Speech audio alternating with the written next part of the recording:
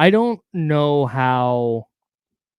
I saw some of this online, and I understand it, and I'm curious to hear from people in the chat house, or if you want to call the show 916-909-1320. That is 916-909-1320. That is the Farmer's Dog Talk line. A healthy life starts with healthy food. I don't know how you view this season as anything other than disappointing. Yeah, that's fair. I mean, as far as like the season by itself, yes, it was unsuccessful. You didn't make playoffs. You won 46 wins. Cool. That got you the 9th seed in the NBA this season. Like it's pretty simple for me, I feel like. That's it. Like, sure, there's some things that you can take away. It's like, oh yeah, that's a positive and all that. And like to see what it looks like next season, like Keon Ellis and all. But I mean, as far as the season by itself, yeah, it was unsuccessful. And that's a key point that you make. Is disappointing doesn't mean catastrophe, blow it up, everything is awful. Yeah, it's not like, oh no, we have to trade everyone, blow it up, trade Fox. Yeah, it is not that whatsoever. That's what Golden State is dealing with right now. Is that that's not the Kings aren't there for me yet. And if somebody is, if you're a Kings fan and you're like, nope, this just isn't okay, I think it's premature. But call us and talk to us why. Yeah, but it's 916-909-1320. Phone line's open now. I just don't know how. There's no way. Understanding fully that for 16 years this club was largely irrelevant in the NBA landscape, and then last year they were the 3 seed. He's kind of an inflated seed because of the way the standings were, but 48 wins is still good enough to be a playoff team in 99 seasons out of 100. Yeah. So they win 48 games. All right, good. Trajectory's going up. But then they go lateral with the roster. What the hope, when we talked about it on this show, is like, okay, well, hey, Kevin Huerter can get better. Malik Monk can get better. Another step forward for De'Aaron Fox. Another step forward for Domas. Keegan taking a leap. All this stuff that was all like, yeah, hey, great in theory. A lot of it didn't pan out. Yeah, no, I feel like a lot of Monty's moves too, like as far as the little ones, like Chris Duarte and stuff like that, stuff didn't work. Sasha didn't work. Just like Keon, like he stepped up and developed the season or whatever, but there just wasn't much where it's like everything went right last season. It just wasn't the case this year. And that's what scares me. That scares me. But that's my biggest concern, is that last year was the anomaly. And my hope is that, not that they can't go win 50 plus games next year. I think they can. But last year, they didn't deal with a lot of the injury stuff. And they won 48 games in a year where, hey, that was good enough for the 3 seed and have you battling for the 2 seed down the stretch. Whereas typically, yeah, you're going to deal with some injury stuff. You're going to be without De'Aaron Fox for a few games. Yeah, hey, you didn't have Malik Monk for the last 2 or 3 weeks of the season. That happens sometimes. And that's where I think the improvement needs to come, in their ability to withstand a key injury like that. Again, not that every team does. If a team loses its second best scorer, like, that's tough, no doubt. Yeah, I just felt like they didn't have any. I felt like they didn't have another pitch after that. Yeah, they weren't equipped to withstand that stuff this year. So, and I kind of look at Monty after that. Like, Monty's got to fix it all. Like, as far as this Kings roster, that's like, it. I'm over this Kings roster. Like, Kevin Huerter and stuff. I feel like Mike Brown has kind of moved past Kevin Huerter on that. Like, moves need to be made in the offseason. Yeah, that not to call out a single player, but that to me is the biggest question mark of, hey, what are they doing here? Because it was really clear to me the brand of basketball that they played with Keon Ellis in the starting lineup instead of Kevin Huerter made them a really, really tough out, a really, really tough team to beat. Again, there are other problems with the roster, but that's the one. It's like, man, hey, if you can't move off Kevin Huerter, are you bringing him off the bench? Is he going to be a problem coming off the bench? Is that enough? Do you like him in that spot? There are so many things going on that I'll come back to what you said. This is on the front office now. Yeah, Monty just got to work his magic. Like, we hear the stuff like, it takes 2 to make a deal, this and that. That's cool. You can use that set of talking points for the other 29 GMs in the league. At some point, you just have to make stuff happen. And now, like, this offseason and going into the season next year or whatever, like, it's his time now. Like, Mike Brown has kind of shown his stuff. Fox and Sabonis have done their part. Like, now, Monty, it's your time to shine. That's it. Mike Brown and this coaching staff got this team to buy in. You saw it at the end of the year. And frankly, I think if Malik Monk is healthy, they probably wind up in the playoffs. That's where I land anyway. If you disagree, fine. But I think now, Mike Brown is turning to the front office and going, okay, look, we have proof of concept here. This works defensively. Keon Ellis works in this starting lineup with De'Aaron Fox, and he allows us to do some different things with our rotations and what we're doing defensively. Like this works. Yeah, you got the puzzle. Like it's weird analogy, but you got the puzzle board now. Like you know what pieces you need. Just go get them. And Aldrin in the chat kind of throws in. I saw Johnny do it. Throw it in there too. They got to do right by Fox and Sabonis this offseason. What does that mean? That means you have 2 All NBA players in the prime of their careers, and that's gonna last probably as far as them playing their best basketball, probably about 3-4 seasons or whatever, 5 maybe, who knows or whatever. But like you got to maximize that. You got to maximize Sabonis and De'Aaron Fox's best basketball of their career. And I think what they're at, what Aldrin is saying basically is you can't waste time with that right now. No, I'm with you, man. The window's now, especially when you look at the standings right now. There are I do this every time, dude. I can have 1,000 tabs open. I don't know why I close them. But if you go look, you have Phoenix, got Kevin Durant, who's aging. Don't know what you're going to get from Bradley Beal year in and year out. It wouldn't shock me if Phoenix over the next couple of years fell off. Same thing with the Lakers. Don't know exactly what the Pelicans are at this point. But you're expecting Golden State to fall off a little bit. You'll expect the Clippers over the next couple of years to fall off a little bit. Like there are going to be opportunities to jump up and kind of take one of those spots that, yeah, hey, you know what? Pencil this team into the playoffs year in and year out. And I think the De'Aaron Fox, Domantas Sabonis foundation is great. If you want to throw Keegan Murray in there, that's great. But I don't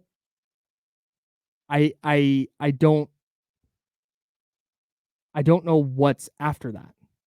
Well, that's the thing. You can't even throw Malik Monk in there right now. Right. That's what I'm saying. As I started to say Malik, but he might be gone. Yeah, there's a chance if he gets offered a bag or whatever, I don't want to say he's probably, because I don't know what it's going to take for him to leave or whatever, but there's a good chance he's gone this season if he gets a bag or whatever. I would be shocked if he gets offered 20 a year, because I think 17 is the most he can make. 17 and a half, I think, something like that. If he gets offered 20 somewhere, I would be shocked if he doesn't take it. Yeah, I mean, you don't get these opportunities too much in the NBA. An extra $3 million a year or $2.5 million a year over the life of a 3 or 4 year deal. That's a lot of money, dude. Yeah, but like going back to it, like you mentioned, like we can't even mention him. Like there is some uncertainty with like there's a chance he's not back, and that puts even more pressure on Monty just to figure it out. Like there's no excuses right now. Yeah, all this everything does come back to the front office. It's literally it's there now. This is their offseason. But maybe this is on them, but I don't know that this is my greatest concern with the Kings right now. I'm not worried about Domantas Sabonis. I'm not worried about De'Aaron Fox. I'm frankly not super worried about Keon Ellis. Keegan Murray, I'm gonna worry about a little bit in terms of they're banking on him being their number 2 guy or their go-to wing scorer. If he were to realize like his potential, like what do you think that would be? Like where it's like, okay, yeah, Keegan Murray's here. Like how much would he need to average and stuff like that? What would he need to? I would need to see him taking comfortably. Like, let me go see something real quick. He needs to shoot it more. First of all, he needs to be more aggressive, particularly off the bounce. I don't know how many shots a game did he finish at this year? Don't have it in front of me. I'm assuming he's probably around 13. I doubt it'd be more than that. I need like, where was he at this year? Yeah, 12.7 a game. I need that's not good enough. I need 17 shots a game. Mm-hmm. That kind of player, like and 18 shots a game, like comfortably averaging 20 a night. Seeing if you're getting 18 shots from him a night or whatever, I feel like you're going to get that point production too. He's a good enough offensive player where it'll be there. I totally agree. Yeah, but that's a question mark still for me. Yeah. Well, I have no doubt about Keegan's ceiling. Mm-hmm. That's not. I'm not saying that he's not a good player. And frankly, he was 35.8% from 3 last year or this season after going 41.1 last year. I think you'll see his 3-point percentage tick up. Next year. And maybe that by itself gets him to 20. He was at 15.2 this year on just 13 shots a game. That's what I need to see. I need to see that aggressiveness. My concern is not what that aggressiveness looks like, because we see him get to the mid range comfortably. He's got a little turnaround jumper he hits. He can get in the lane. Yeah, he's I He don't good know if you call him 3-point shooter. a 3-level scorer just yet or whatever, but like you like you said it, like you see the ceiling right there. He can be all that. Yeah, 1000%. It's just my question with Keegan is if that's the player he is. Yeah. If he's going to go do that on a night in, night out basis and not just, oh, I'm scorching hot in the first quarter, so I'm going to keep shooting. Because, dude, if you go 0 for 5 in the first quarter, I need you to continue putting the ball up. And the Kings need him to continue putting the ball up. And that's where I think the front office, because again, you keep coming back to this is on money. This is on money. And it is, but I also don't know exactly what they're going to be able to do this offseason. Because, okay, so they didn't make the playoffs. Picks are tied up now. Their picks are tied up in the future because their draft pick this year, they keep it. So that doesn't convey to the Hawks. Unless they work something out with the Hawks where the Hawks decide to let it convey this year, which they might. I don't know. Hawks do us a solid. Please. But their picks for now are tied up in the future. We talk about Kevin Huerter. Okay, what is Kevin Huerter's value right now? I don't think it's like too low, because I feel like even with the season he did and after the injury, like if you're trading for Kevin Huerter, you know what you're getting. Like, Kevin, we need you to sit on the 3-point line or whatever, get these shots up. Like nothing really changed, I don't think. Okay, so he's a 3-point shooter coming off his worst season from 3 as a pro. Mm-hmm. Doesn't play a ton of defense. No. An average 10 points a game. Yeah, like I said, like he had a bad year or whatever, but like I feel like he'll probably come back to like what his averages were before that and stuff like that. Like I feel like he had a bad season or whatever, but he's like he'll find the basket again. You think people will look? You're not giving up a first round pick for Kevin Huerter though, or anything like that, right? And that's okay, and that's it. It's not. I ask these questions not because I think Kevin Huerter is bad at basketball. He's obviously a good basketball player. But is there a team itching to be like, yeah, we need to get Kevin Huerter in the door here. We're going to give up real assets for him. He has 2 years left on his deal.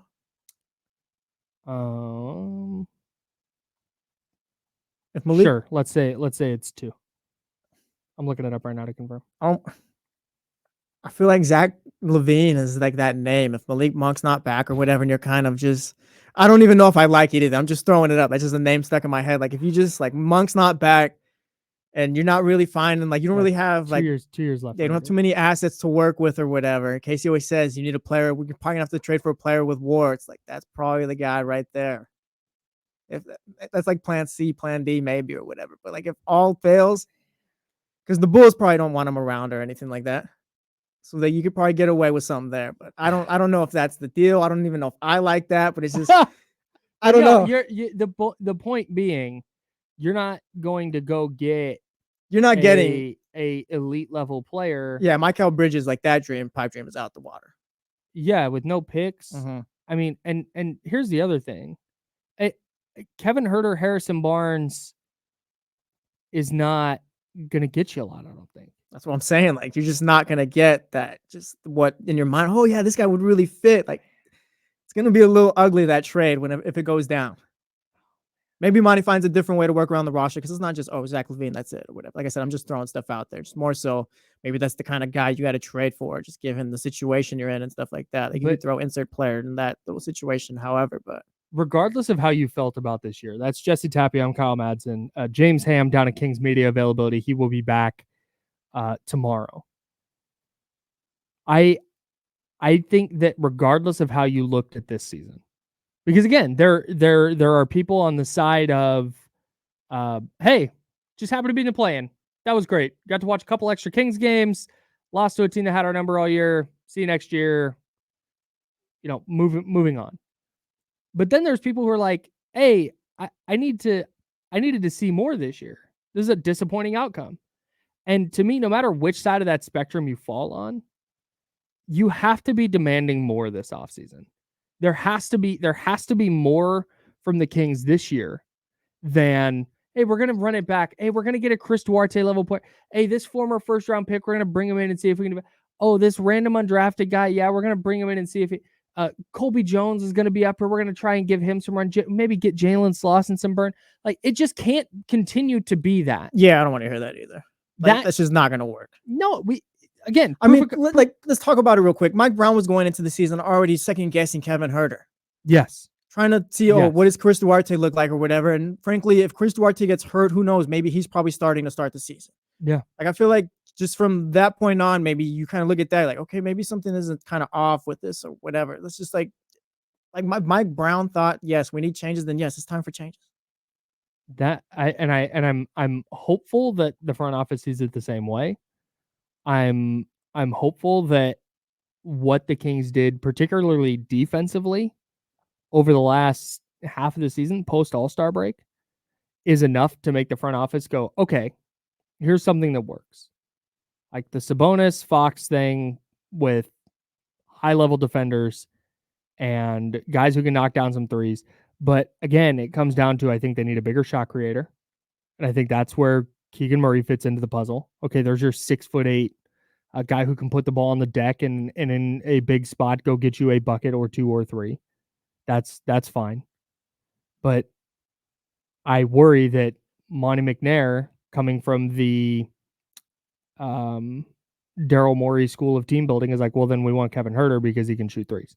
Yeah. And I don't know that I trust that.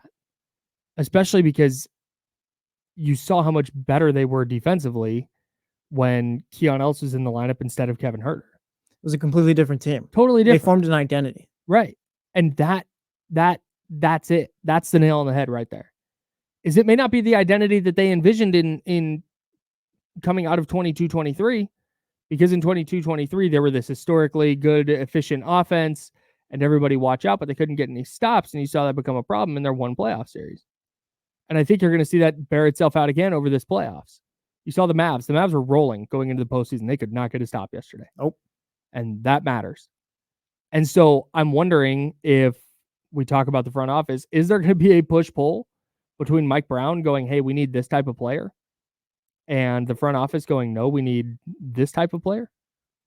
I feel like I don't think we'll see it. I feel like the assets are tied up, so the moves might not look great or whatever, and it's like Monty won't have his work cut out from him. It'll be a little difficult or whatever. But I feel like they'll be on the same page and all that. It's just a matter of, can Monty make it happen with what he's got? I'm skeptical. I feel like I get that. Skeptical. I just can't. I can't get on the train of. And again, if you're there, I don't blame you. But for me, I cannot get on the train of this is all fine.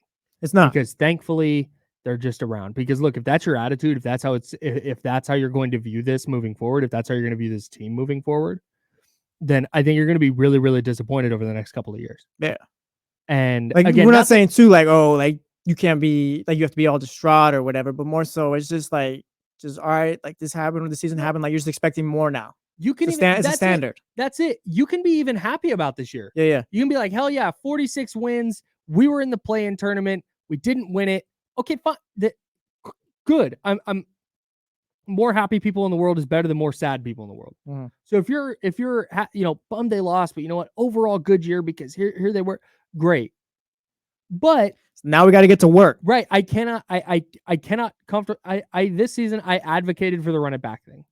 Just totally. Mm-hmm. And I think that you kind of made your bed, and that's what this is.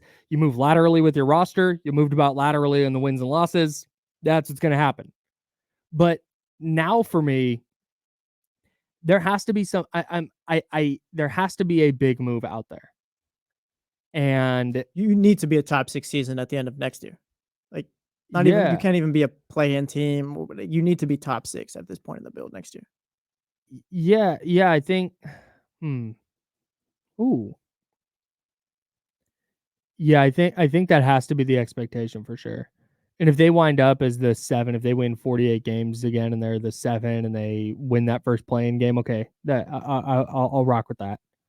But I can't get behind a version of this team that's battling for play-in positioning at the end of the year. Yeah, no. I'm sorry. Progress has to be made. I won't get there.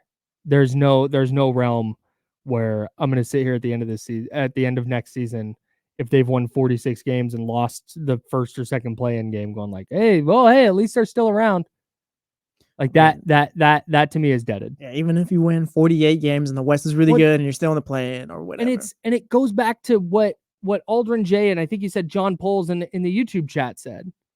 Like it comes back to you have Domantas Sabonis. Mm-hmm. You have De'Aaron Fox. 2 guys who were all NBA players last year. Yeah, we don't know if Sabonis will make all NBA this season or whatever, but the numbers are the numbers. We know all what he NBA is. caliber players. Exactly. 2 of the most productive players in the league. You have them. This is not a random Kings team that got thrown together in 2013 and oh look, they won enough games to be a 9 seed. Like, no, man. You have good players. I feel like they got the toughest part of the build out the way. Like you have your guys. I was just making it work around them. Yeah. Now whether and we could debate the toughest part of a build, but it's very clear to me what this team needs. And if the front office fails to go acquire those players by whatever means, maybe it means scouting and finding a player with that draft pick now.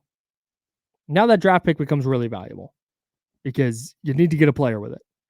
Or maybe you're trading that pick for a player that fits this roster in a way that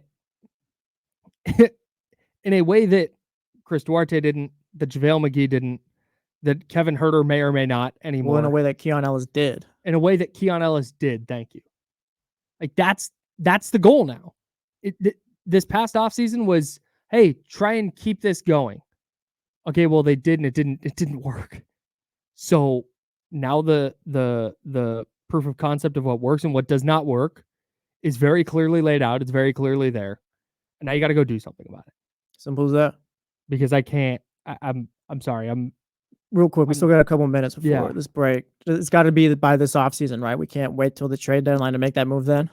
Oh my God. I'm just asking questions too, dude. It's got to be this offseason, bro. Yes. Okay. Yes. And probably more moves at the trade deadline. No, yeah.